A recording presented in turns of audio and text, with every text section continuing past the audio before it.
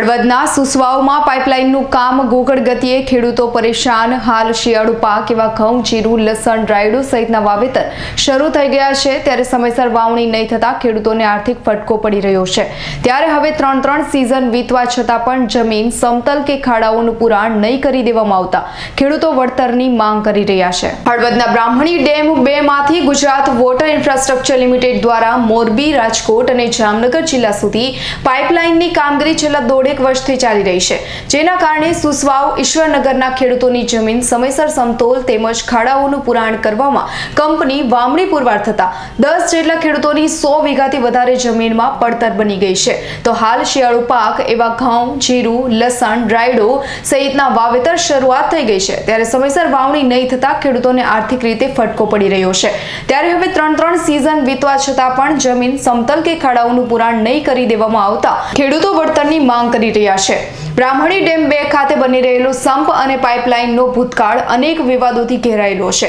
પછી ખેડૂતોના ઊભા પાકમાં પાઇપલાઇન નાખવાની હોય કે વળતર નહીં ચૂકવવાની કંપનીની મનમાની હોય કે પછી ભ્રષ્ટાચાર યુક્ત નબળી કામગીરી સહિત અનેક પ્રકારના આક્ષેપો વચ્ચે કામગીરી ગોકળ ગતિએ 1.5 વર્ષથી ચાલી રહી છે, પરંતુ ખેડૂતોની જમીનમાં નાખવામાં આવતી જમીનમાં પાઇપલાઇન કામગીરી પૂર્ણ થયા બાદ જમીન સમતલ નહીં કરી હોવાના સુસવાવ અને ઈશ્વરનગરના ખેડૂતો આક્ષેપ કરી રહ્યા છે, જેના કારણે 10 જેટલા ખેડૂતોની 100 વીઘાથી વધારે જમીનમાં છેલ્લી ત્રણ સિઝનમાં વાવેતર થયું નથી અને જેના કારણે હાલમાં શિયાળુ પાકની શરૂઆત થઈ ગઈ છે, પરંતુ કંપનીએ પાઇપલાઇનના ખાડાઓનું પુરાણ વ્યવસ્થિત રીતે નહીં કરતા ખેડૂતોની શિયાળુ પાક નિષ્ફળ જાય તેવી સ્થિતિ ઉદ્ભવી છે, જેના કારણે ખેડૂતો શિયાળાની નુકસાન પેટે વળતર ચૂકવણી કરવા માટે માંગ કરી રહ્યા છે। સુસવા ગામનો રહેવાસી છું, રામજીભાઈ પૂનાભાઈ કણકરિયા।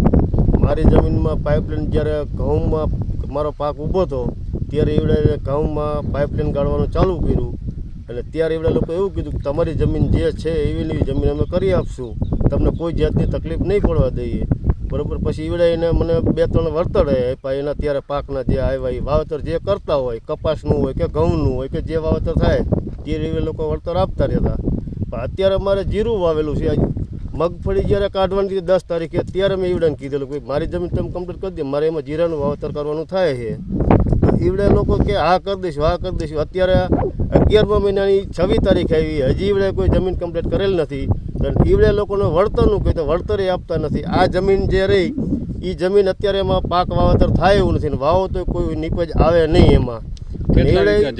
જમીન અત્યારે ઈવડે 4 વીઘામાં 4 ગુઠા ઓછી છે મારે, બરોબર। એ જમીનનું વળતર ઈવડે આપવા તૈયાર નથી।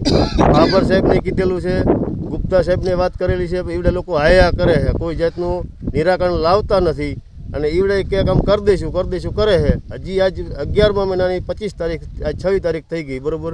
તો ઈવડે લોકો કંઈ હજી મારું જમીનનું હરખી લેવલ કરી નથી દીધેલી, એમાં વાવેતર થાય એવું નથી અને એમાં અત્યારે વાવેતર નહીં, કદાચ હજી 2 વર્ષ સુધી વાવેતર કરીને એમાં નીપજ ન આવે તો અત્યારે ઈવડે શિયાળુ પાકનું વળતર અમને આપવા એવી અમારી અરજ છે, બરાબર।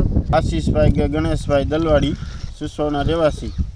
હવે આ કામ પાઇપલાઇનનું કામ ચાલુ કર્યું ત્યારે સાહેબો બોલ્યા હતા કે અમે તમને હતી એવી જમીન કરી દઈશું, હજી કરી નથી દીધી। 5 થી 6 વીઘા જમીન મારી બગડી છે અને જીરાનું ને લસણનું વળતર છે, વાવેતર છે, હજી લગ્નમાં કંઈક 5 થી અડધી થી 3 લાખની નુકસાની છે અત્યારે હાલની પોઝિશનમાં શિયાળુ પાકની મારે, એટલે હજી લગ્નમાં કંઈ કરી નથી દીધું। હવે પાક લેવા દે, વળતર દે, પછી કામ કરવાનું છે। જગદીશ પરમારનો રિપોર્ટ, હળવદ।